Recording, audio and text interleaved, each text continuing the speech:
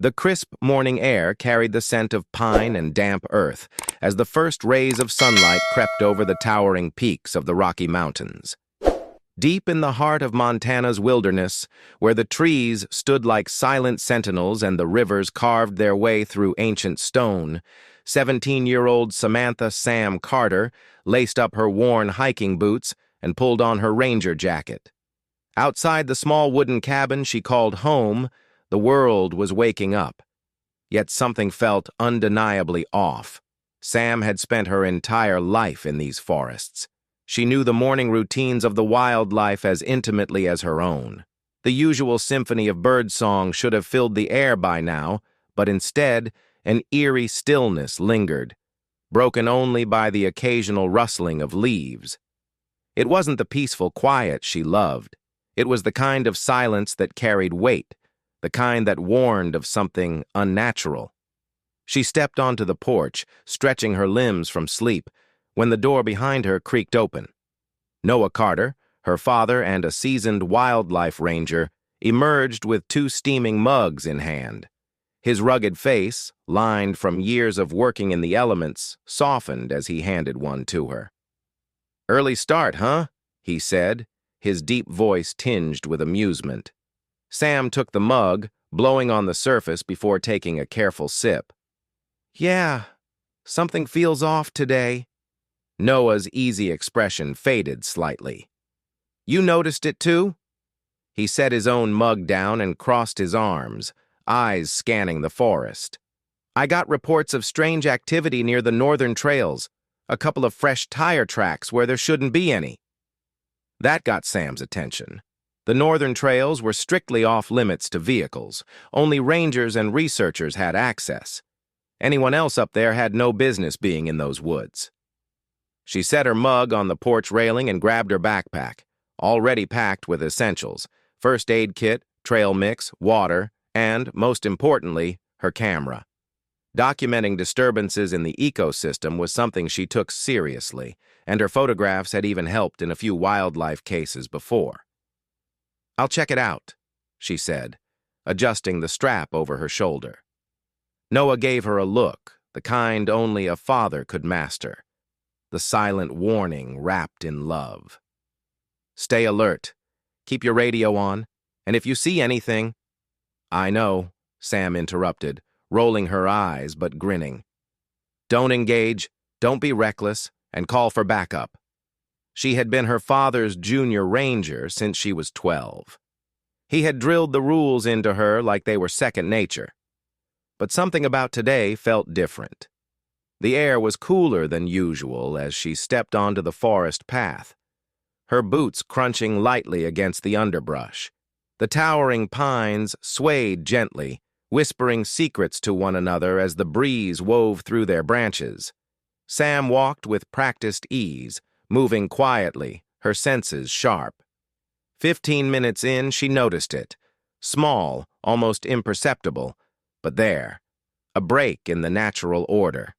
The forest, though seemingly calm, held an undercurrent of unease. The usual chatter of squirrels in the trees was absent, no distant calls of elk. Even the wind seemed to move differently, carrying a strange tension with it. It was as if the entire wilderness had collectively held its breath. Then she saw the tracks, fresh tire imprints dug deep into the damp soil, the mud still clinging to the edges. They weren't from the park's official vehicles. Those followed designated paths. These tracks veered off-trail, cutting through the undergrowth, as if someone had deliberately avoided detection. Sam crouched down, running her fingers over the disturbed earth. The weight distribution suggested a heavy-duty vehicle, something built for rough terrain. Someone had driven deep into the restricted area. But why? As she pulled out her camera to document the tracks, a sound reached her ears.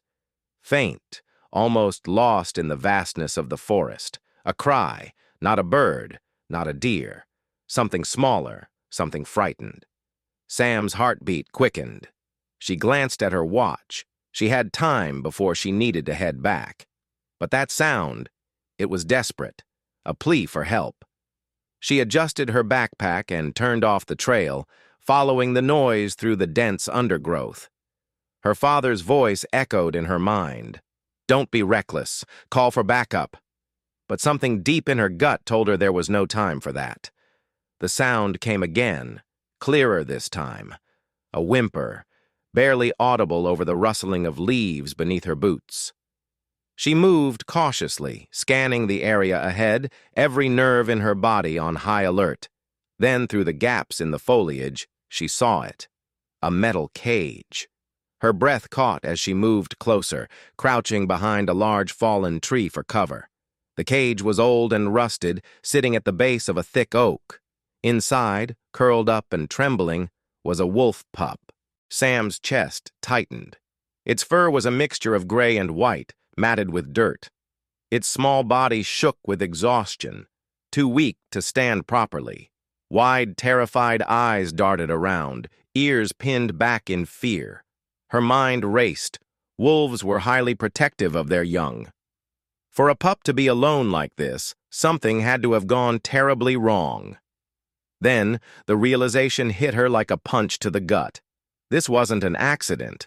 Someone had left this cage here deliberately, and if there was one thing she knew about poachers, it was that they never strayed far from their prize. A shiver ran down her spine as she scanned the surrounding area. The dense brush made it hard to see beyond a few yards, but a creeping sensation of being watched settled over her skin. That's when she heard it. The unmistakable snap of a branch. Sam's pulse hammered in her ears. She ducked lower, pressing herself against the tree trunk, barely daring to breathe. Footsteps. Slow. Deliberate. Someone was here. Then, a voice. Rough. Low. "Looks like we got ourselves a little ranger girl." Her blood ran cold. Sam's heart slammed against her ribs, the weight of the moment pressing down on her like the dense canopy overhead.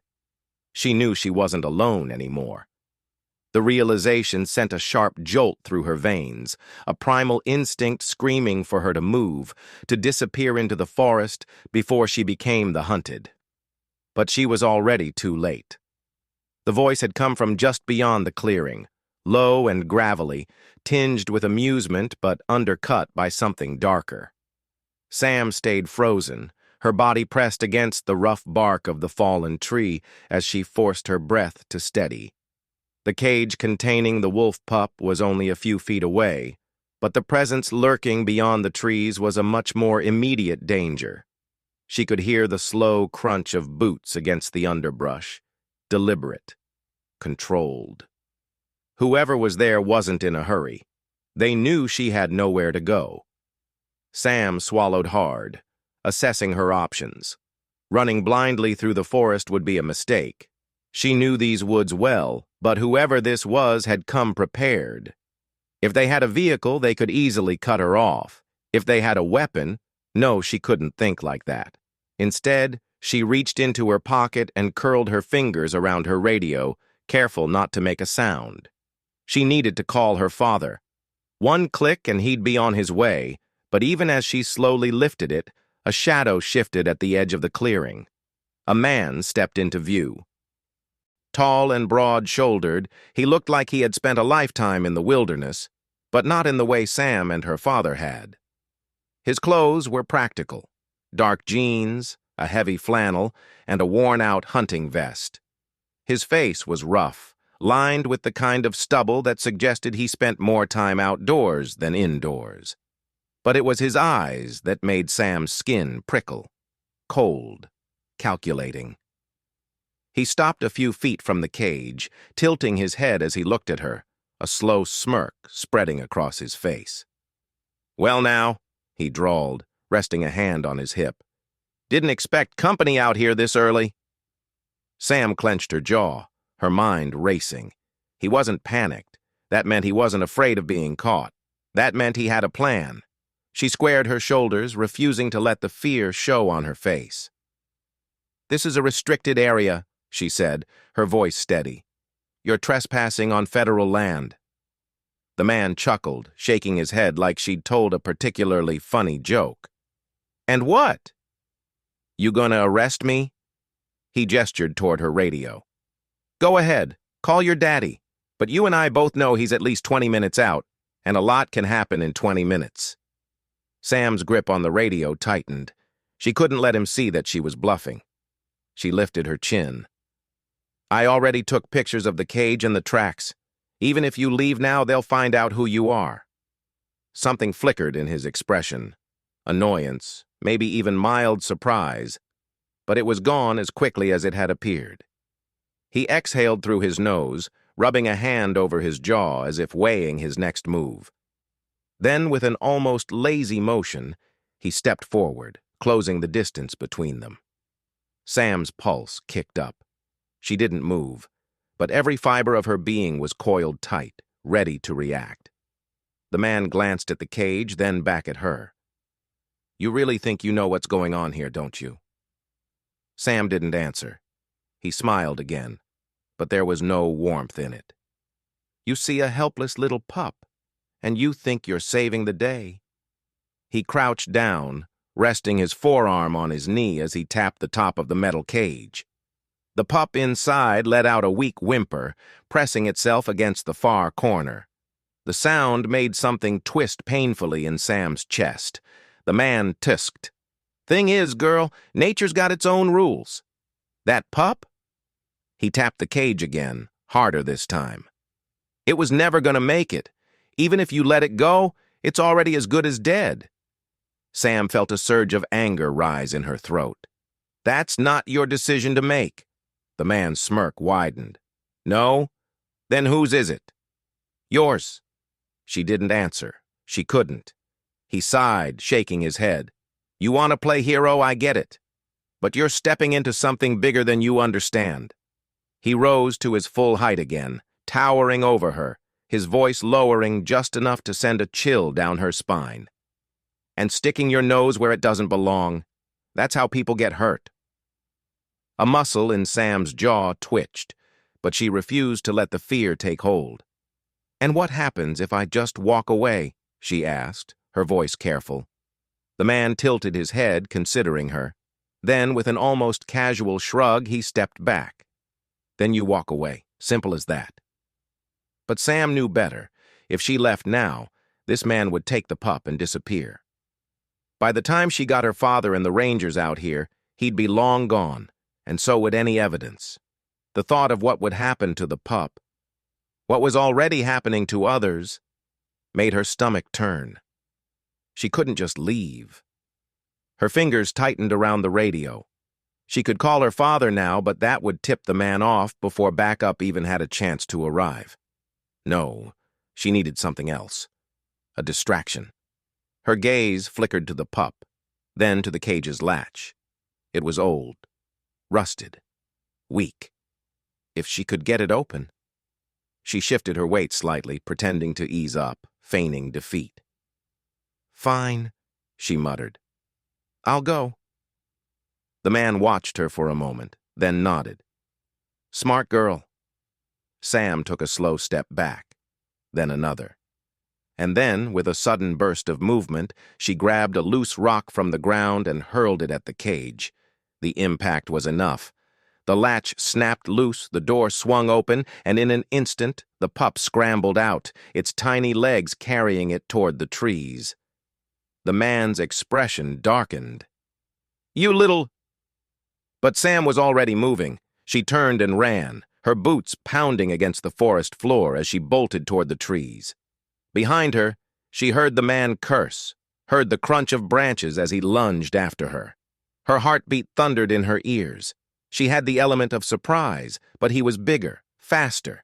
She needed distance. She needed cover. And most of all, she needed to get back to her father before it was too late. The moment Sam's feet hit the forest floor, she knew she had seconds, maybe less, before Logan was right behind her. The air was thick with the scent of pine and damp earth, but she barely noticed.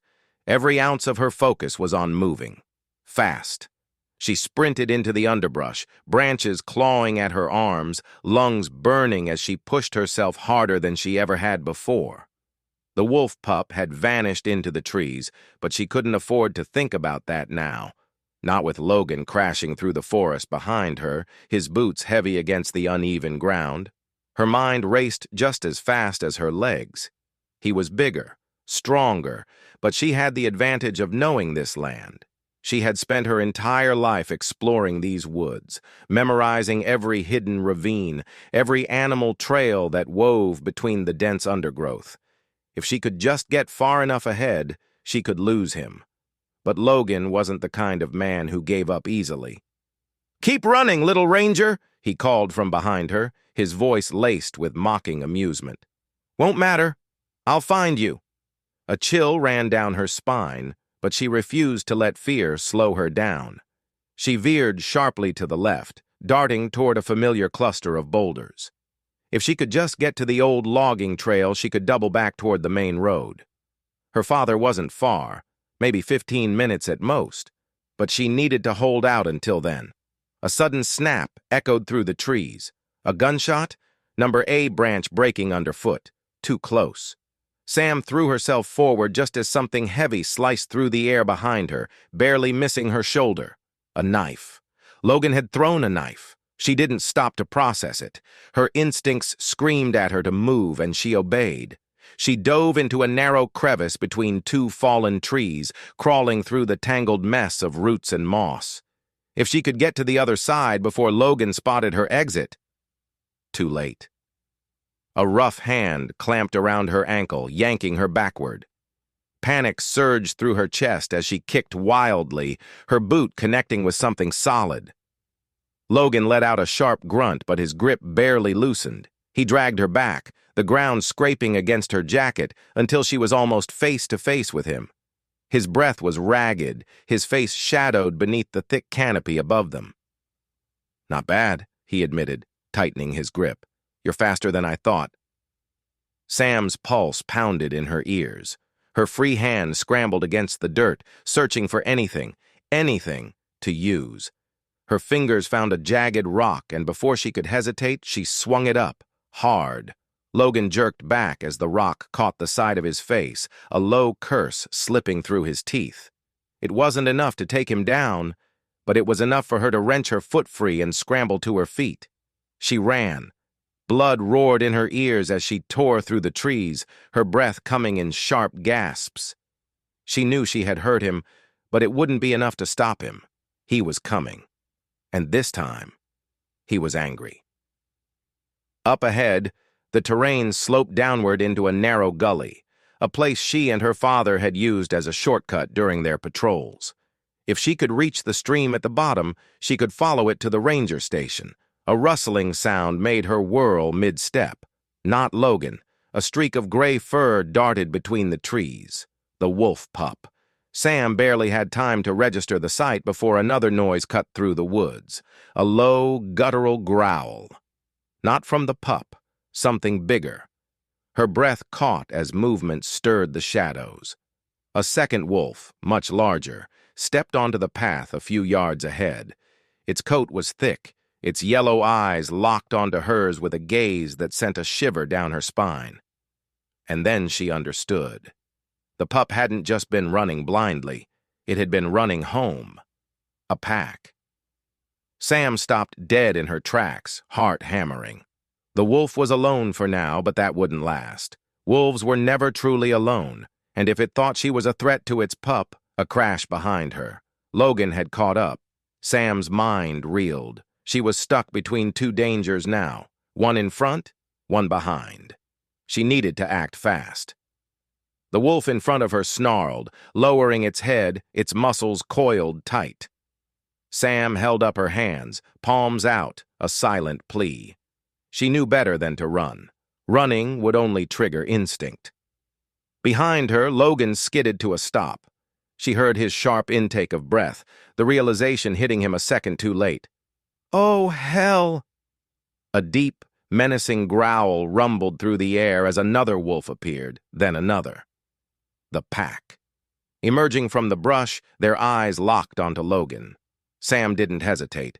She turned and ran toward the gully. Logan cursed behind her, his footsteps hesitant now, slower. He knew what she knew. He was outnumbered. Sam didn't wait to see what happened next. She launched herself down the slope, half sliding, half running, branches snapping against her arms as she tore through the undergrowth. The sound of Logan behind her was replaced by another noise, something between a snarl and a yelp. She didn't turn back. She didn't need to. The wolves had made their choice. By the time she reached the stream at the bottom of the gully, her legs were shaking. She splashed through the shallow water, her breath ragged, her lungs burning. The radio on her belt crackled. "Sam, where are you?" Her father's voice. Relief hit her like a wave. She fumbled for the radio, pressing the button with trembling fingers. I'm at the creek. Logan, A howl split the air behind her, echoing through the trees. Silence. Then her father's voice again, sharper this time. "I'm on my way. Stay put." She didn't argue. She collapsed onto the damp earth, chest heaving. The pup appeared again, creeping out from the underbrush a few feet away. It hesitated, then padded closer, its small body still trembling.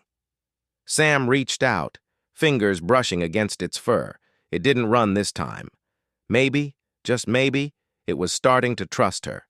And maybe, she realized, she had just survived the most dangerous moment of her life. The cold water from the creek soaked through Sam's jeans as she sat against the base of a fallen log, her chest still rising and falling in ragged breaths. Her muscles ached, adrenaline slowly draining from her limbs, leaving her exhausted but hyper-aware of everything around her. The way the wind moved through the leaves, the distant echo of a wolf's howl, the rapid thumping of her own heartbeat. The pup, now freed from its cage and no longer running in blind terror, crouched beside her, ears pinned back, its small body still trembling. It was so close now that she could feel the faint heat radiating from its fur. It wasn't trust, not yet, but it wasn't fear either. It was something in between, a fragile understanding. She reached out, slow and careful, fingers hovering just over its matted fur. The pup flinched but didn't retreat. Sam let her hand hover there, not forcing the contact, just offering it. For a long moment, neither of them moved. Then, hesitantly, the pup shifted forward an inch, sniffing the tips of her fingers. A sharp crack of a branch behind her made Sam's head snap up. Her father. Noah Carter emerged from the trees, rifle slung over his shoulder, his boots making soft indentations in the mud as he crossed the shallow water toward her. His face was lined with worry, his sharp eyes scanning her quickly for injuries before settling on the small wolf curled beside her. His expression hardened. "You okay?" he asked, his voice low, controlled. Sam nodded, though she wasn't sure if okay was the right word. "Logan was right behind me. The pack found him first." Noah exhaled sharply, muttering something under his breath. "I figured as much. Found his ATV abandoned near the ridge. No sign of him." He kneeled beside her, taking a closer look at the pup. "And this little one?" Sam glanced down at the wolf, now watching Noah with cautious, unblinking eyes. "He was in a cage. Logan was keeping him for something. I couldn't just leave him." Her father's jaw tightened. He sighed, rubbing the back of his neck. "Damn it, Sam." He wasn't angry, not really, just frustrated and worried. Always worried. She braced herself for a lecture about interfering, about the dangers of getting involved, but instead, Noah reached into his pocket and pulled out a small cloth, dipping it into the cold creek water. Without a word, he extended it to her. She took it, pressing it against a scrape on her arm she hadn't even noticed until now. "You know we can't keep him," Noah said after a moment. His voice was softer now, gentler. Sam swallowed. "I know." But even as she said it, she wasn't sure she truly believed it. They stayed there for a few minutes, the quiet settling between them, before Noah finally pushed himself to his feet. "Come on. We need to get him somewhere safe." The pup didn't protest as Sam carefully lifted him into her arms. He was lighter than she expected, his ribs too prominent beneath his thick fur. Malnourished, weak, but his eyes were still sharp, still burning with something wild. As they made their way back to the truck, Sam felt the weight of the pup against her chest, the rhythmic rise and fall of his breathing. She told herself she was just helping him survive, just doing what anyone would do. But deep down, she knew it was already more than that. The drive back to the cabin was quiet, the pup curled up in a nest of old blankets in the passenger seat. Sam kept glancing at him, half expecting him to vanish like a ghost, like none of this had really happened.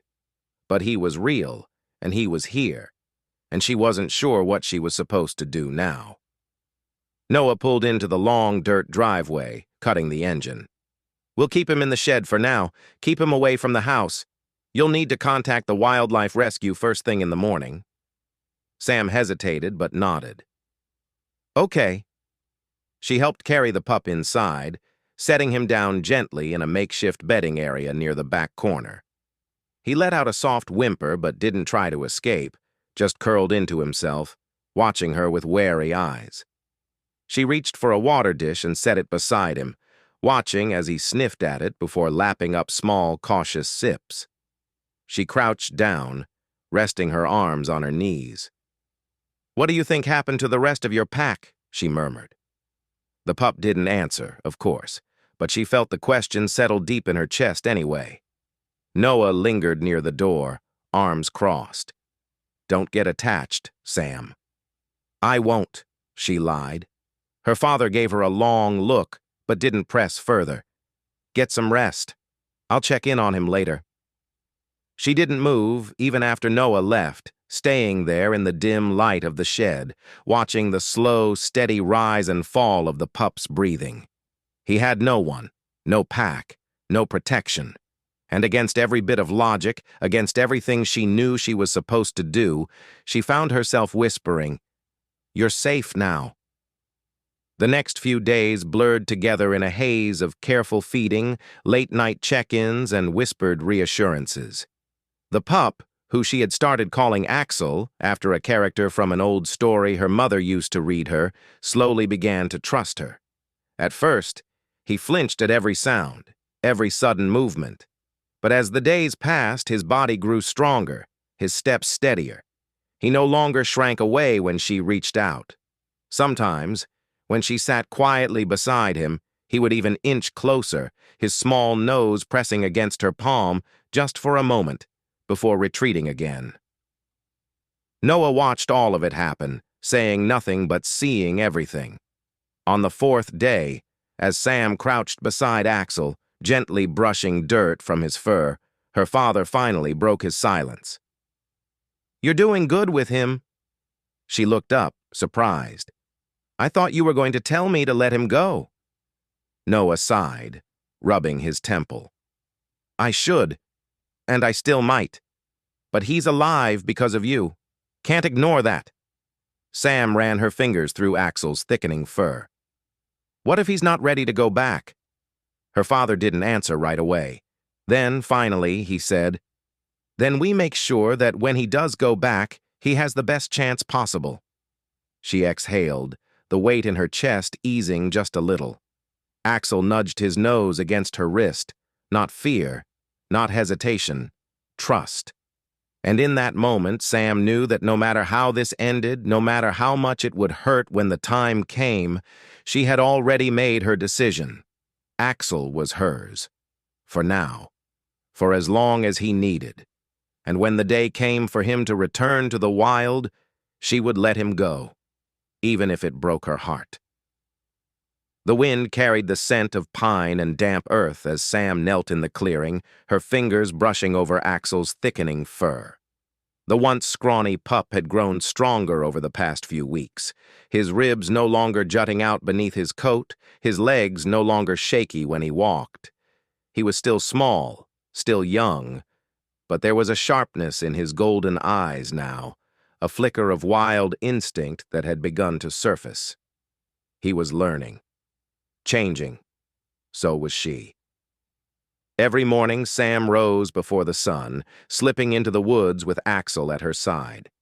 At first he had followed her hesitantly, his movements uncertain, his instincts dulled from captivity.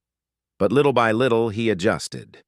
She taught him how to track scents in the damp soil, how to listen for the subtle shift of leaves when something approached. And he, in turn, taught her patience. He wasn't a pet. He wasn't something to be tamed. He was something ancient, something untamed, something that could never truly belong to her. But still he followed her. She had tried not to get attached, tried to keep her heart guarded, but it was impossible. How could she not care when he leaned against her after a long day of exploring, his warmth pressed against her side? How could she not smile when he chased after the wind, his oversized paws kicking up dirt as he skidded to a stop? She had promised herself she wouldn't love him, but love had crept in anyway, settling deep in her bones. And now, just as she had feared, she was running out of time. Noah had warned her that this moment would come. "He's wild, Sam. He belongs out there, not here." He had said it countless times, but never with cruelty. Just quiet understanding. He had seen this before. Animals growing too comfortable, too reliant on humans. It wasn't fair to keep Axel if he could survive on his own. And Sam knew he could, which was why she hadn't told her father the truth. Axel had started wandering farther at night. He always came back before sunrise, curling up outside her window as if nothing had changed. But Sam knew better. She had seen the tracks he left behind, the trails leading deeper into the woods toward the mountains. He was testing the boundaries, feeling the pull of something greater than the safety she had given him. He was preparing to leave. She didn't know why that hurt as much as it did. Now, sitting in the clearing with the sun filtering through the leaves, she reached out, letting her fingers graze the thick fur behind Axel's ears. He leaned into the touch, just for a moment, before lifting his head to scent the air. His ears twitched, his body going still. Then, without warning, he stood and took a few steps forward, his nose lifted toward the wind. Something was wrong. Sam rose to her feet, heart suddenly hammering. She didn't hear anything at first, but Axel did. His entire posture had changed, no longer relaxed, no longer playful. He was alert now, muscles taut beneath his thick coat. Then she heard it, the faint crunch of boots against the forest floor. Sam's breath hitched. She grabbed Axel's scruff, pulling him back into the shadows of the trees. He resisted at first, but she held firm. Footsteps, more than one set, slow, deliberate. Her mind flashed back to Logan, to the coldness in his eyes, the weight of his presence. She had thought he was gone. She had been wrong. Axel let out a low growl, his fur bristling beneath her fingers. Sam whispered his name, trying to calm him, but he wasn't listening. He was watching, waiting. A voice carried through the trees, low and measured. "She's been out here. I've seen the tracks." A second voice responded, this one gruffer, edged with impatience. "We don't have time for games.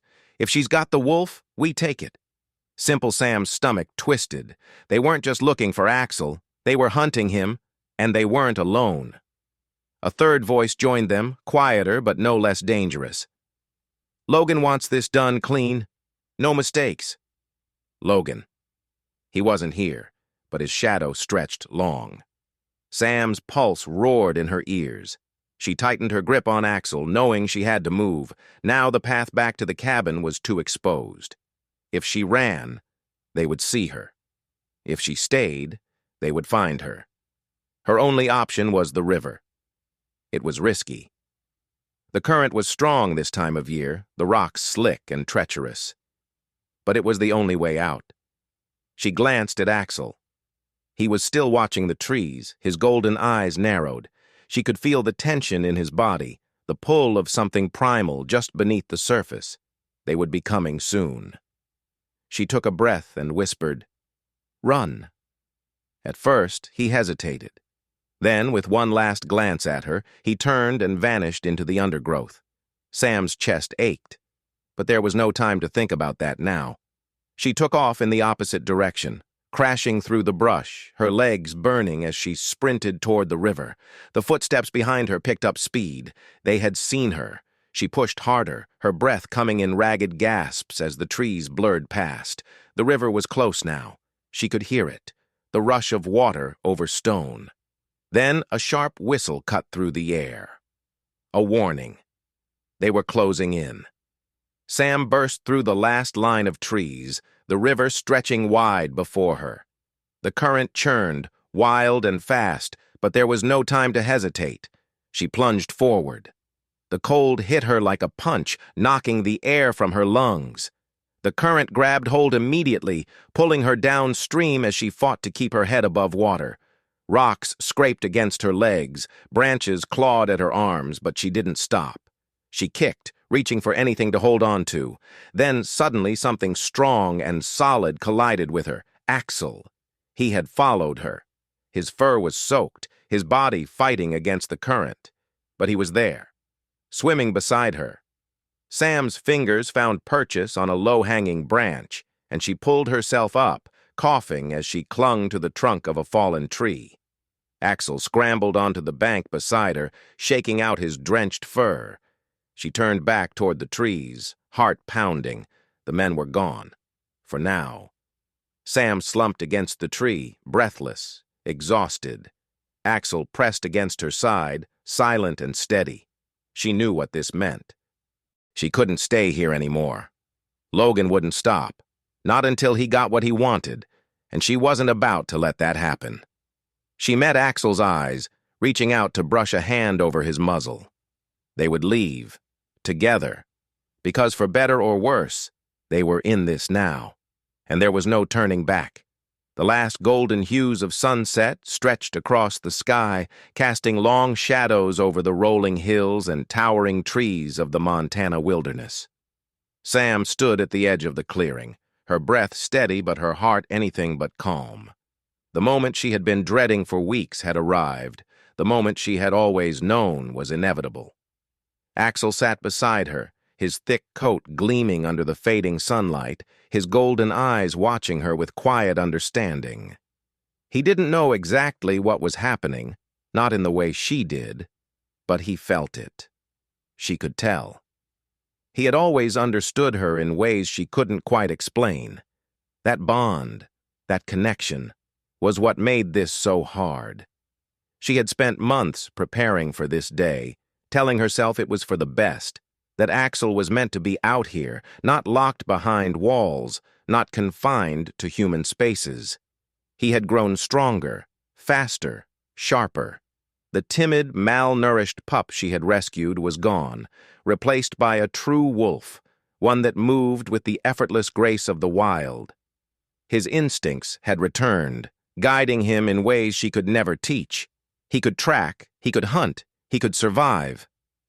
But even now, as he stood tall and powerful beside her, part of him was still looking to her for direction. That was what made this hurt the most. Noah had been right from the start. Wolves didn't belong in captivity, not even the well-meaning kind.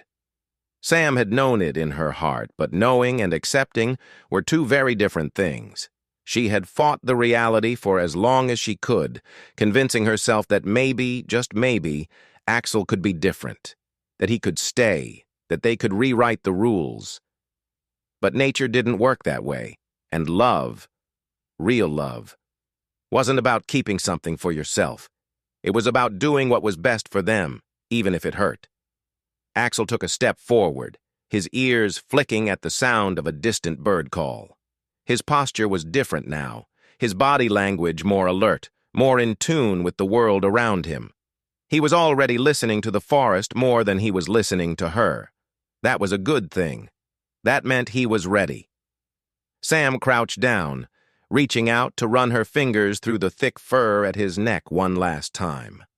He closed his eyes for a brief moment, leaning into her touch. It was the same way he had done when he was still small, still unsure of the world around him. But this time, when he pulled away, he didn't hesitate. His eyes met hers, and for the first time, she didn't see the lost pup who had needed her. She saw something bigger, something wilder, something free. She swallowed the lump rising in her throat and forced a small smile. "Go on, Axel," she whispered. "You're ready." For a moment, he didn't move.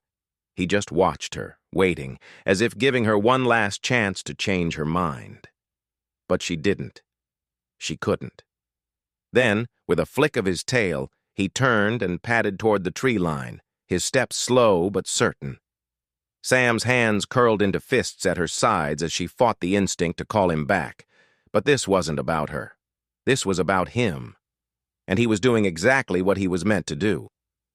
When he reached the edge of the clearing, he paused. Just for a second. He glanced back, their eyes locking across the distance between them.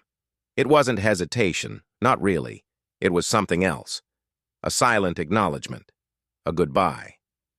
Then he was gone, vanishing into the trees like a ghost. Sam let out a slow breath, her chest tight but steady. She had done the right thing. It didn't make it easier, but it made it worth it. The days that followed felt both empty and full.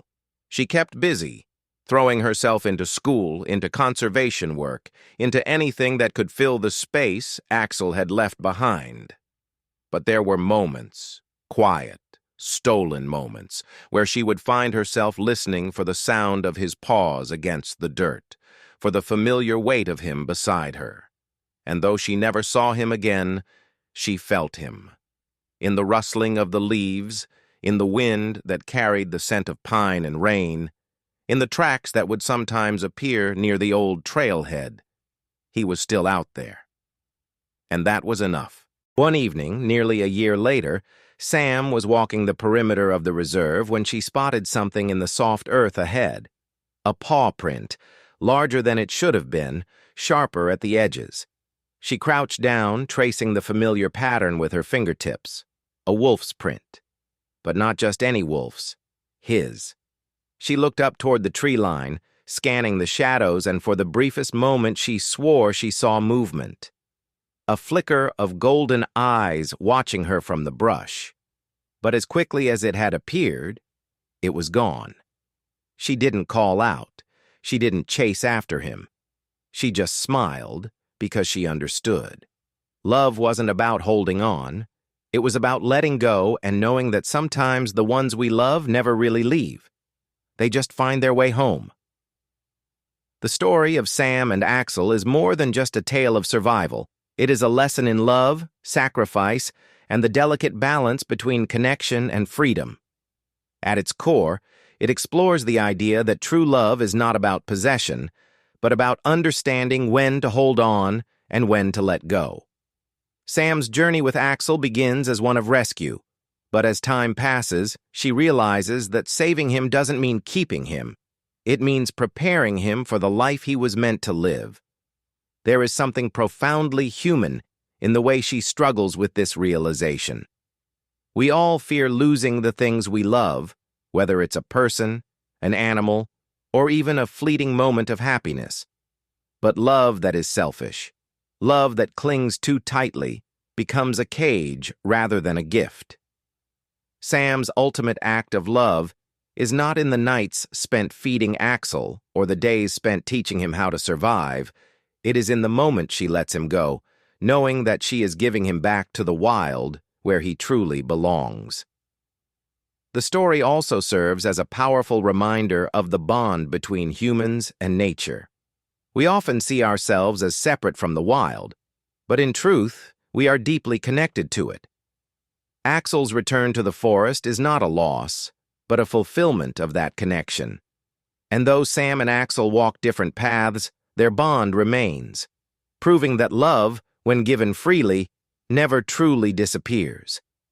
It lingers in the footprints left behind, in the whispered winds, in the silent understanding between two souls who were never meant to stay together, but were always meant to find each other. Share your thoughts. We'd love to hear from you.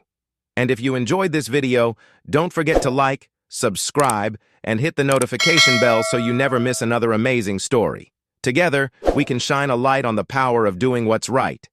Thank you for watching, and we'll see you in the next one.